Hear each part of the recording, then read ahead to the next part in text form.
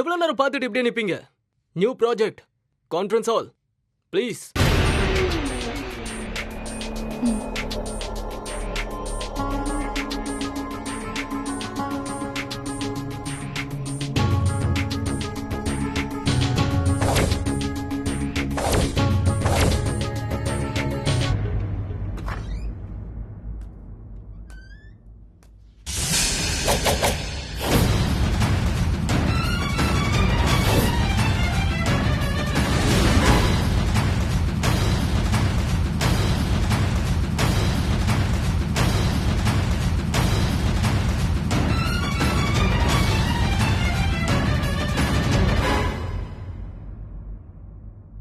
Miss Rajni?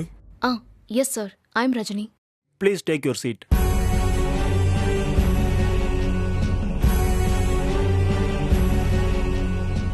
ஒன்றும் இல்லை, ஒரு சின்ன என்கொயரி தான். உட்காருங்க ப்ளீஸ்.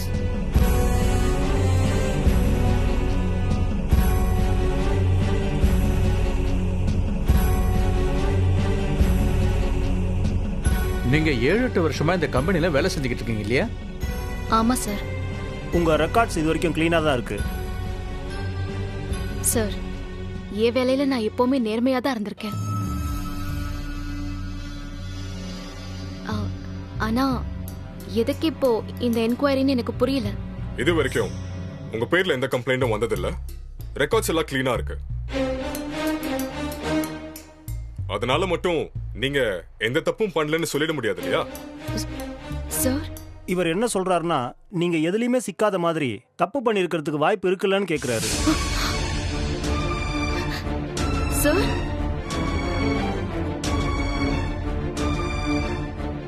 மேடம், சரி நிதானமா இருங்க. ப்ளீஸ் உட்காருங்க. நாங்க கேட்க போற கேள்விக்கு சரியான பதில் சொன்னீங்கன்னா மறுபடியும் உங்க ரெக்கார்ட்ஸ் கிளீனா தான் இருக்கும். சார், நீங்க என்ன சொல்றீங்கன்னு சத்தியமா எனக்கு புரியல சார்.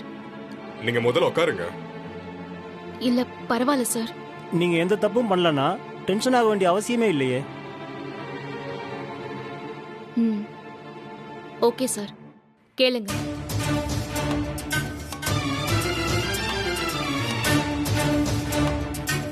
சமீபத்துல நீங்க ஏதாவது பொருளோ நகையோ வாங்குனீங்களா?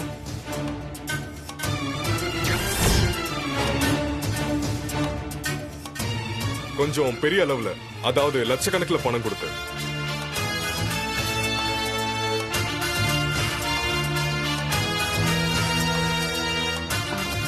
ஆனா அது என்னோட பர்சனல். அதையே சார் நீங்க கேக்குறீங்க? மிஸ் ரஜினி, நாங்க கேட்க போற கேள்விக்கும் இந்த ஆபீஸுக்கும் உங்களுக்கும் சம்பந்தம் இருக்கு. Please cooperate with as.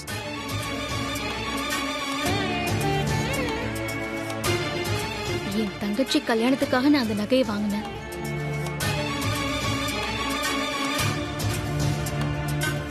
அதுக்கான பணம் எப்படி வந்துச்சு? அதுக்கெல்லாம் பில்ஸ் இருக்கா? எனக்கு விவரம் தெரிஞ்சு நான் வேலை செய்ய ஆரம்பிச்சதுல இருந்து என்னோட சேவிங்ஸ் தான் சார் அந்த பணம். வேணும்னா நீங்க பேங்க் அக்கௌண்ட்டை கூட செக் பண்ணிக்கலாம். அண்ட் அந்த எல்லா நகைக்கும் பில்ஸும் இருக்கு சார்.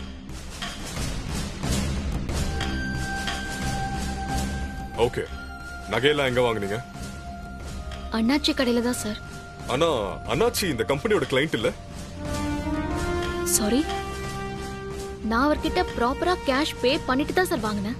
அது மட்டும் இல்ல, அவர் இந்த கம்பெனியோட கிளையண்ட்ங்கிறதுனால அவர் தர நகையில குவாலிட்டி இருக்கும்னு எனக்கு நல்லாவே தெரியும். நகை வாங்கும் போது அது எல்லாத்தையும் பார்க்கணும் தானே? அது யூஷுவல் தானே சார்?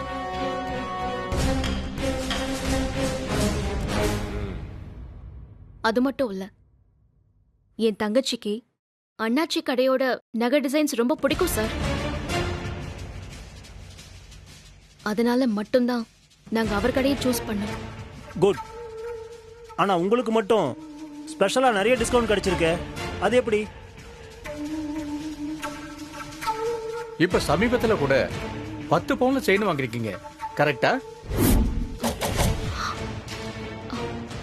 சார் வந்து அதுக்கு பணம் பே பண்ணிட்டீங்களா? அதுக்கு ஏதாவது பில் இருக்கா?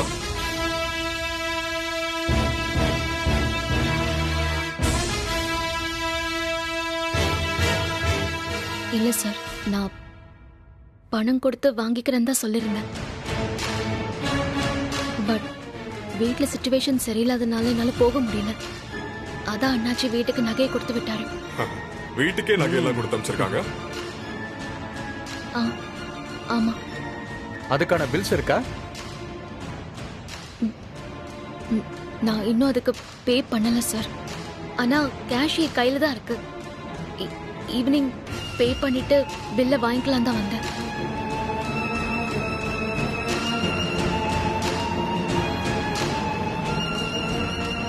சோ இப்போ உங்க ரெக்கார்ட்ல ஒரு பிளாக் மார்க் இருக்கு. சார், அண்ணாச்சி இந்த கம்பெனியோட கிளையண்ட். கம்பெனி பேரை யூஸ் பண்ணி நீங்க அவர்கிட்ட டிஸ்கவுண்ட்ல வாங்கியிருக்கீங்க. இப்போ லஞ்சமா 10 பவுண்ட்ல செயின் வாங்கியிருக்கீங்க. கம்பெனி சார்பா உங்க மேல கம்ப்ளைண்ட் கொடுத்திருக்காங்க.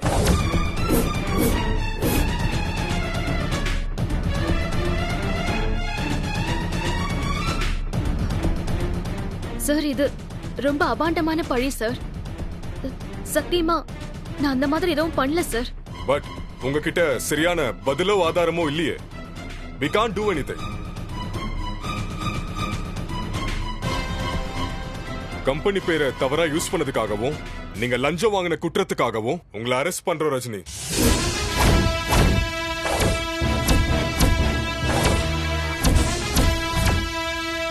நீங்க கோஆபரேட் பண்ணா நல்லா இருக்கும். அம்மா, இவங்களை கூட்டிட்டு வாங்க.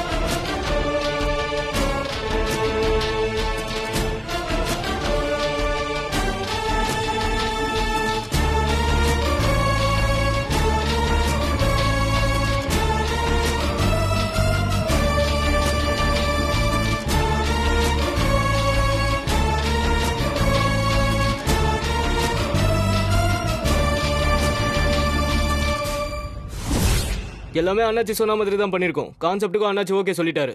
இப்போ ஆர்டிஸ்ட் மட்டும் தான் ஃபைனலிஸ்ட் பண்ணணும். ஒன்ஸ் ஆர்டிஸ்ட் மட்டும் ஃபிக்ஸ் பண்ணிட்டோம்னா இமிடியேட்டா ஷூட்டுக்கு போலாம். ஆர்டிஸ்ட் தகவலையும் அண்ணாச்சிக்கு மெயில் பண்ணிருங்க. ஆல்ரெடி நான் அவருக்கு மெயில் பண்ணிட்டேன். மொத்தம் 4 பேரோட டீடைல்ஸ் அவருக்கு அனுப்பிச்சிருக்கேன் வித் போட்டோஸ். அதுல ஃபர்ஸ்ட் 2 பேர் தான் கம்பெனி சாய்ஸ்ல இருக்காங்க. பட் அவங்கள வச்சு தான் போகணும்னு ஒன்றும் இல்லை. அண்ணாச்சி யாரை சொல்றாரோ அதை வச்சே நம்ம ஃபிக்ஸ் பண்ணிக்கலாம்.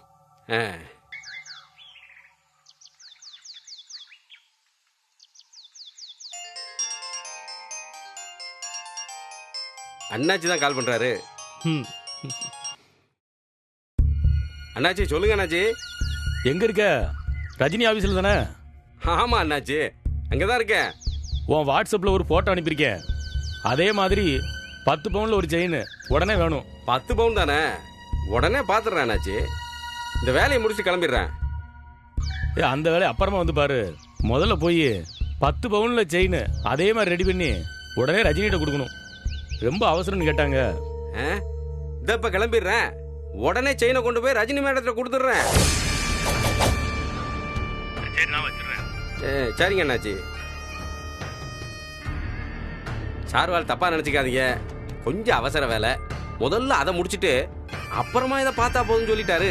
அதான் சொன்னீங்களே ரஜினி மேடம்க்கு 10 பவுண்ட் செயின் கொடுக்கணும்னு. அதான அவசர வேலை. பாருங்க பாருங்க. நல்லதுங்க. அண்ணாச்சி இது விஷயமா உங்ககிட்ட பேசுவாங்க. வரட்டுங்களா? நல்லதுங்க. அண்ணாச்சி கிட்ட பேசும்போது கூட அசால்ட்டா உட்கார்ந்து பேசுற மனுஷன் ரஜினி பேரை சொன்னதும் ஷாக் அடிச்ச மாதிரி எந்திரிச்சு நிக்கிறாரு. 10 பவுன்ல செயினா? ரஜினி, உனக்கு ட்ராப் பண்ணா ரெடி பண்றேன்.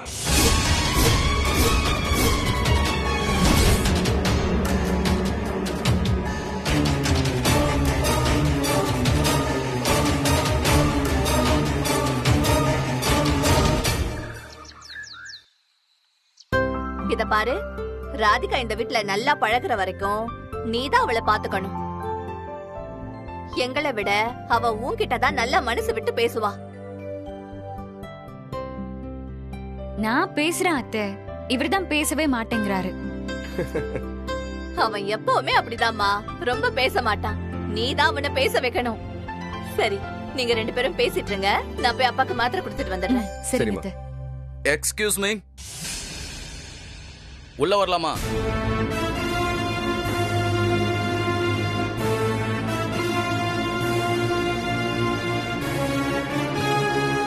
அரவிந்த், என்னப்பா? பயப்படாதீங்கம்மா, நான் பேசிக்கிறேன். சொல்லுங்க சார். இங்க ராதிகாங்கிறது யாரு? நான் தான் சார் ராதிகா. ஏன், என்ன விஷயம்? சார், இவங்க என் ஒய்ஃப் தான் சார். என்ன விஷயம் சொல்லுங்க. ரஜினி இவங்க சிஸ்டர் தானே? ஆமா சார், இவங்க அக்கா தான். என்னாச்சு சார்? இல்ல அவங்களுக்கு ஒண்ணும் இல்ல. அவ வீட்ல இல்லனா ஆபீஸ்ல இருப்பா. அவளை கேட்டு ஏன் சார் இங்க வந்திருக்கீங்க? இல்லம்மா, அவங்க வீட்லயும் இல்ல ஆபீஸ்லயும் இல்ல, அரெஸ்ட் ஆகி ஸ்டேஷன்ல இருக்காங்க.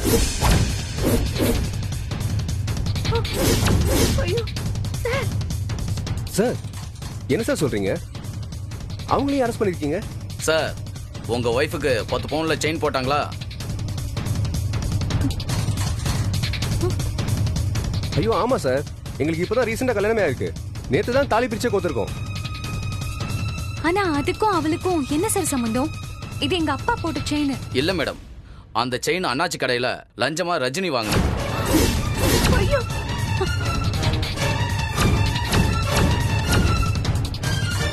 அதுக்காகத்தான் அவங்கள அரெஸ்ட் பண்ணிருக்கோம்.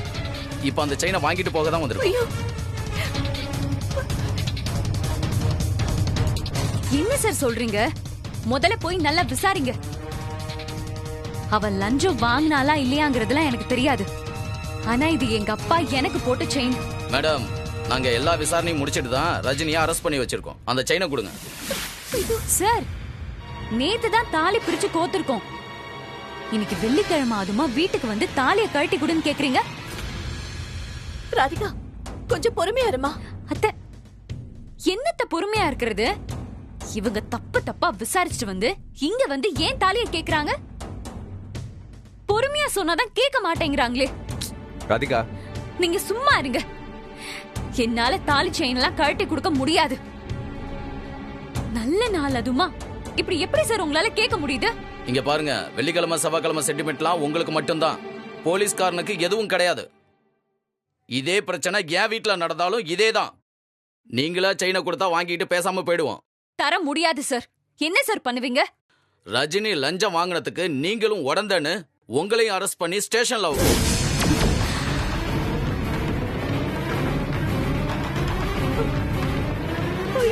இத பாருங்கம்மா, உங்களை அரெஸ்ட் பண்ணி ஸ்டேஷன் கூட்டு போனாலும் அப்பவும் இந்த செயினை நீங்க வச்சுக்க முடியாது. எது வசதின்னு நீங்களே முடிவு பண்ணிக்கங்க. சார், கொஞ்சம் பொறுமையா இருங்க. ராதிகா, என் கூட கொஞ்சம் வா. கொஞ்சம் வாமா. விடுங்க, என்ன நடக்குதோ பாத்துக்கலாம். ஐயோ, நான் சொல்றத கொஞ்சம் கேளு ராதிகா. என் கூட வா. அரவிந்த், நீ வா. அத்தை,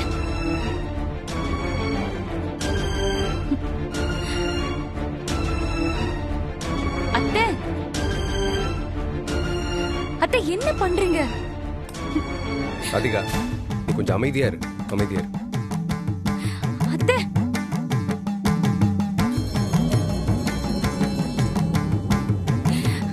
ஒண்ணுல ராதிகா. அத்தை என்னத்த பண்றீங்க? இந்தாம்மா, இந்த மஞ்ச கயிறு கட்டிக்கிட்டு அந்த தாலியை கட்டி கொடு.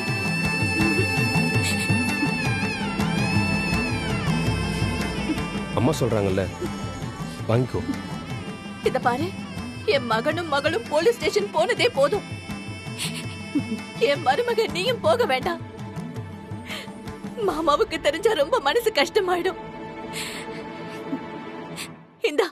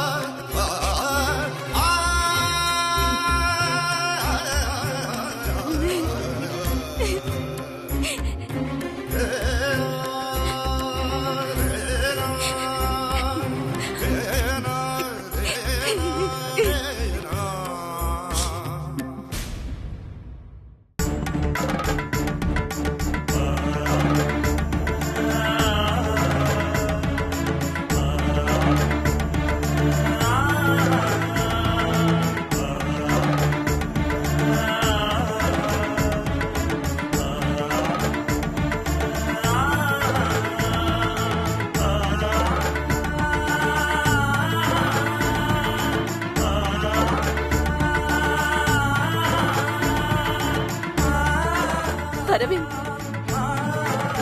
இத அவ கழுத்துல கட்டுப்பா. இந்தா அவ கழுத்துல கட்டு.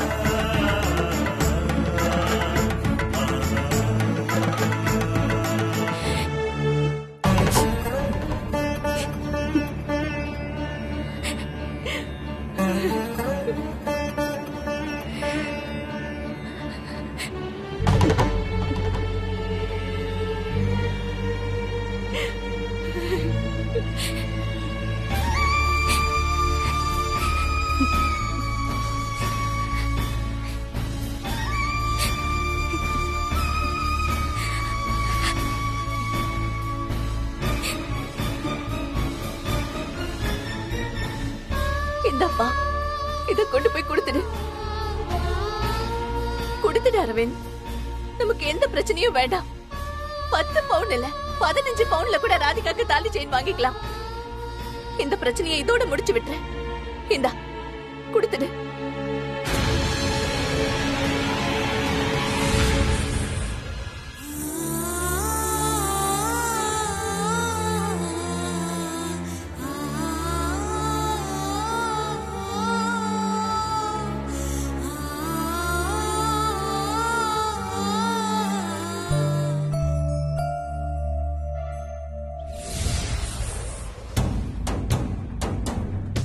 இப்படி கேவலப்படுத்திட்டா எனக்குன்னு ஒரு நல்ல வாழ்க்கை அமைச்சு கொடுக்கற மாதிரி நடிச்சிருக்கா.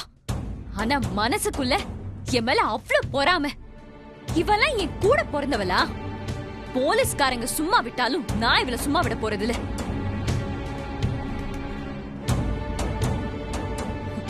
எது எப்படி போனாலும் நீங்க ஆபீஸ் போயிடணுமா? வெள்ளிக்கிழமை அதுமா என் தாலிய கழட்ட வச்சுட்டாலேன்னு நான் எவ்வளவு அப்செட்ல இருக்கேன். எனக்கு என்ன ஆபீஸ் கிளம்பிட்டு இருக்கீங்க? என்ன பேசிட்டு இருக்க ராதிகா? எவ்வளவு பெரிய பிரச்சனை நடந்திருக்கு. ஆபீஸ் எப்படி போவானா? அப்புறம் எங்க இவ்வளவு அவசரமா கிளம்புறீங்க? என்ன கேள்வி ராதிகா இது?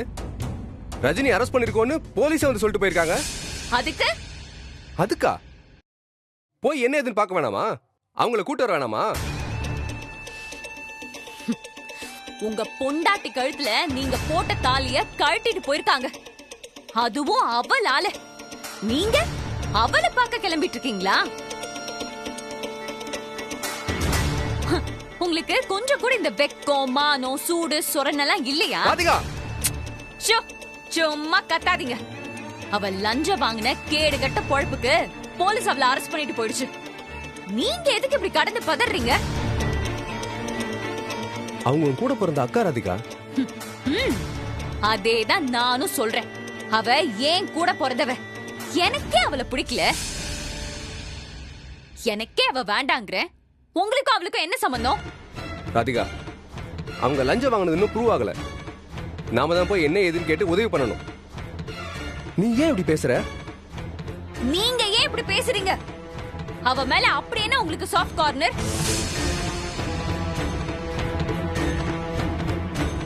சாஃப்ட் கார்னர் இல்ல, மரியாதை. நம்மளுக்காக அவங்க எவ்வளவு கஷ்டப்பட்டாங்கன்னு நான் பார்த்திருக்கேன். நீ எங்க மேல ஸ்டேஷன்ல கம்ப்ளைண்ட் கொடுத்தியே, அன்னைக்கே எல்லாம் முடிஞ்சிருக்கும். உனக்காக எங்க அக்கா காலில் விழுந்து இந்த கல்யாணத்தை நடத்தி வச்சதே ரஜினி தான். அதை மறக்க கூடாது ராதிகா. நான் எதையுமே மறக்கல. கல்யாணத்து அன்னைக்கு பிரச்சனை பண்ணி கல்யாணத்தை நிறுத்த பார்த்தாலே அத நீங்க மறந்துட்டீங்க. ராதிகா, நீ தான் எல்லாத்தையும் தப்பு தப்பா புரிஞ்சுட்டு பேசிட்டு இருக்க. நீங்களும் நானும் புருஷன் பொண்டாட்டி, அதுல எந்த தப்பும் இல்லல்ல. ராதிகா,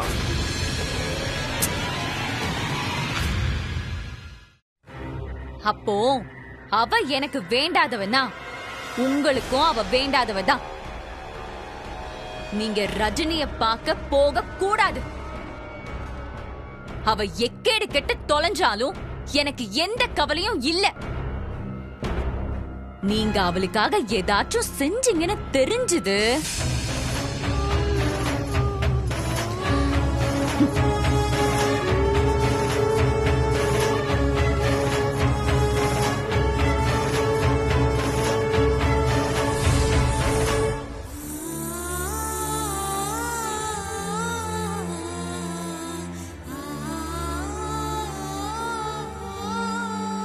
இது நிச்சயமா அந்த ஜிஎம் வேலைதான். அவன் தான் வேணும்னு பண்ணிருக்கான். ச்சே, என்ன பண்றது இப்போ? வீட்டுக்கு இந்த தகவல் தெரியுமா தெரியாதான்னு கூட தெரியலையே.